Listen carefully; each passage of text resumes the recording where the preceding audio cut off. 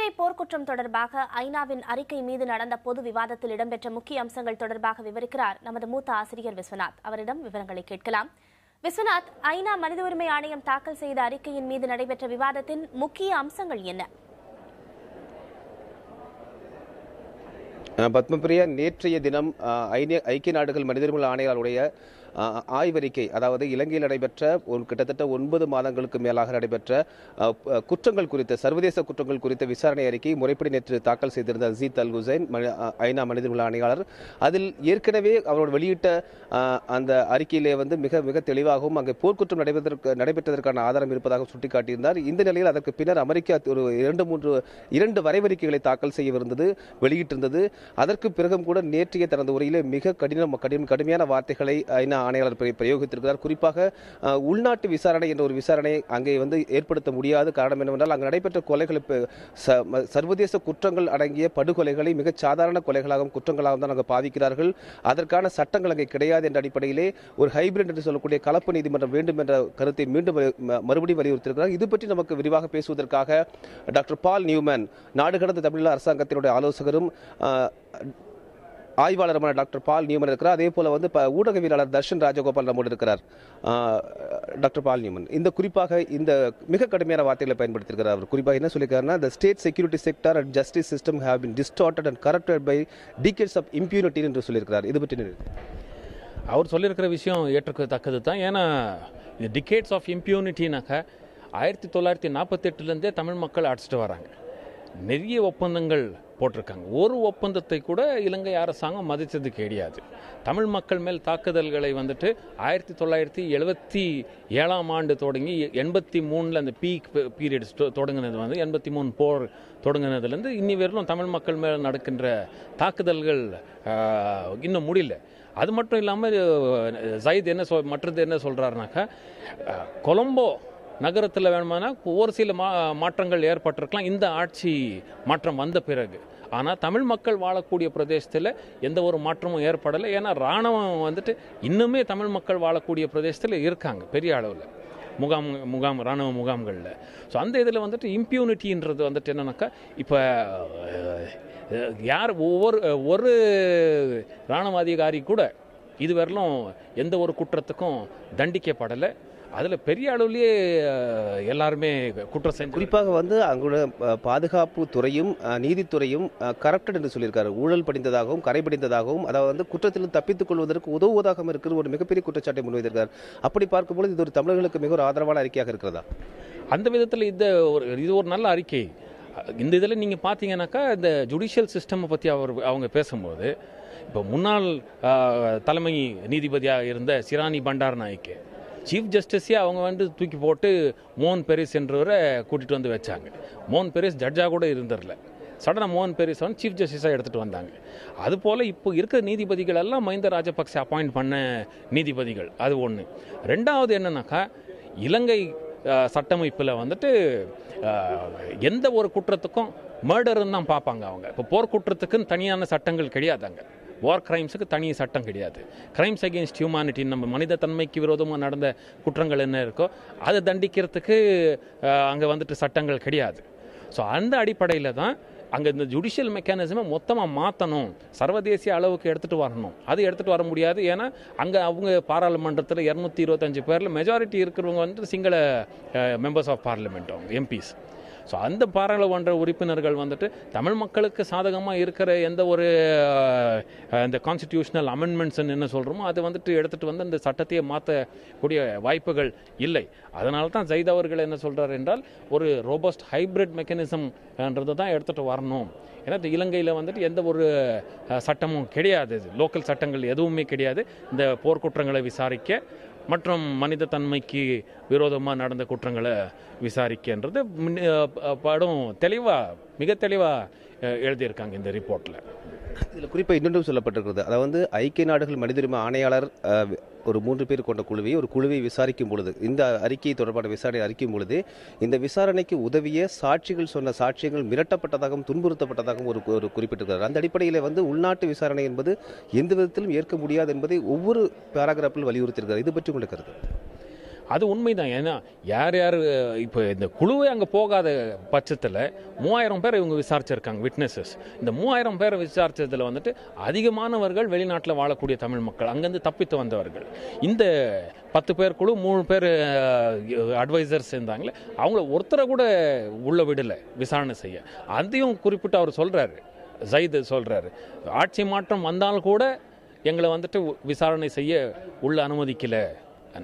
அந்த மாதிரியான நிலைமை இன்னும் இருக்கும்போது இப்போ அங்கே இருக்கிற சாட்சி கொடுத்தவங்களுக்கெல்லாம் எப்படி விட்னஸ் ப்ரொடெக்ஷன் நம்ம என்ன சொல்கிறோமோ, சாட்சி அழைக்கிறவங்களுக்கு கொடுக்குறவங்களுக்கு அவங்களுக்கான எந்த பாதுகாப்பும் அந்த இலங்கை சட்டத்தில் இதுவரையிலும் கிடையாது. ஸோ இலங்கை சட்டத்தில் அந்த விட்னஸ் ப்ரொடெக்ஷன்ன்றது இல்லாத பட்சத்தில் சர்வதேசிய சட்டங்கள் வச்சு தான் அங்கே அந்த வழக்கை நடத்த முடியும். நன்றி.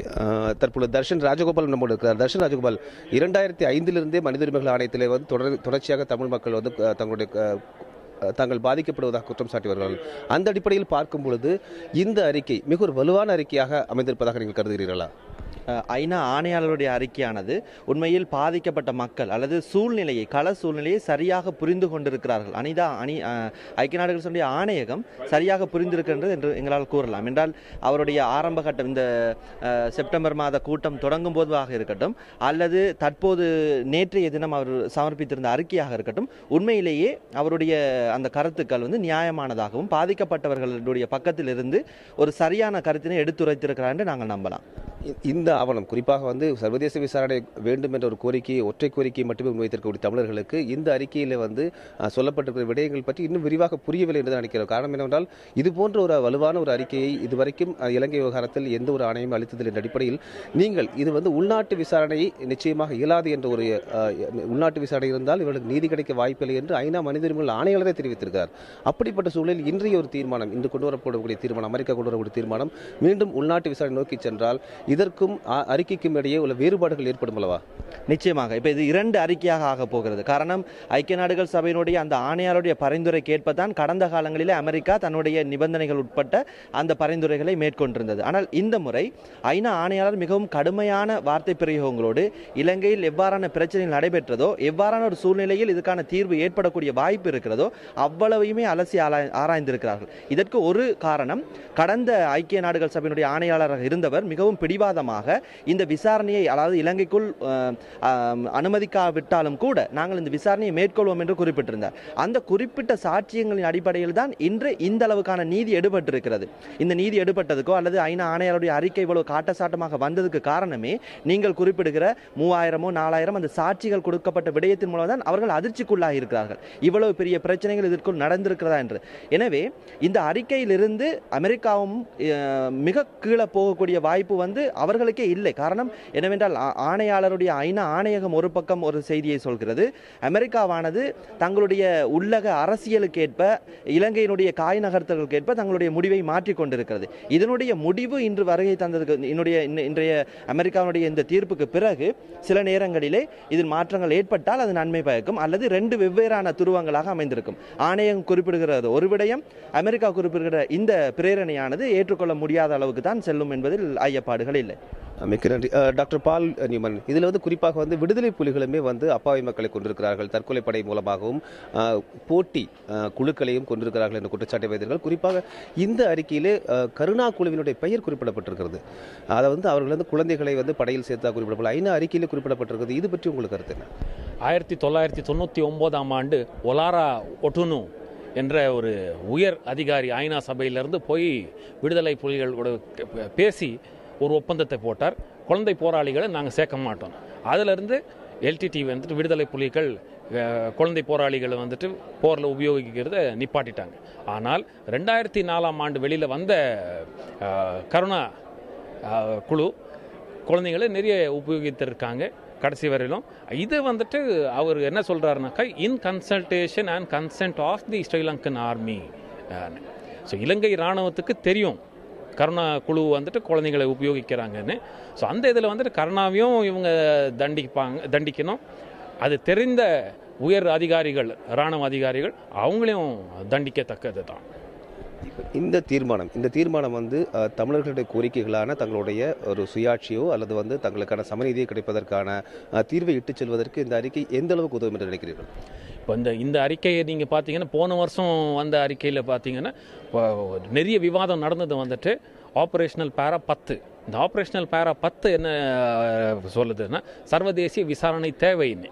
ஆனால் இந்த அறிக்கையில் பார்த்தீங்கன்னா 2015ஆம் ஆண்டு இப்போ வரக்கூடிய அறிக்கையில் சர்வதேசிய விசாரணை கிடையாது, காமன்வெல்த் விசாரணைன்னு அது ஒரு பின்னோக்கி போகக்கூடிய ஒரு பாதை. ஸோ இந்த இதில் வந்துட்டு தமிழ் மக்களின் விடுதலை எவ்வாறு முன்னே போகின்றதோ என்று எனக்கு நம்பிக்கை இல்லை. நாளை இந்த 30வது கூட்டத்தொடர் நாளை முடிவுள்ள நிலையில் இன்று அமெரிக்க அரசாங்கம் ஒரு தீர்மானத்தை இன்று தாக்கல் செய்ய போகிறது. அந்த தீர்மானம் ஏற்கனவே 2 வரைவு அறிக்கைகளை வெளியிட்ட நிலையில் 3வது வரைவறிக்கையாக மாறுமா அல்லது அதே அறிக்கை வெளியிடப்படுமா? இன்றைய கூட்டத்தொடரில் என்ன நடக்கப் போகிறது? இது வாக்கெடுப்புக்கு விடப்படுமா? எப்படி? வாக்கெடுப்பு நடக்காது. ஏன்னா இலங்கை அரசாங்கம் ஏற்கனவே கையெழுத்து போட்டிருக்காங்க. ஆனால் நேற்று வரையிலும் நாம் யார் பொதுமக்கள் கூட அவங்களுடைய பரிந்துரைகளை ஐநா சபைக்கும் சரி அமெரிக்காவுக்கும் அனுப்ப வாய்ப்புகள் இருந்தது.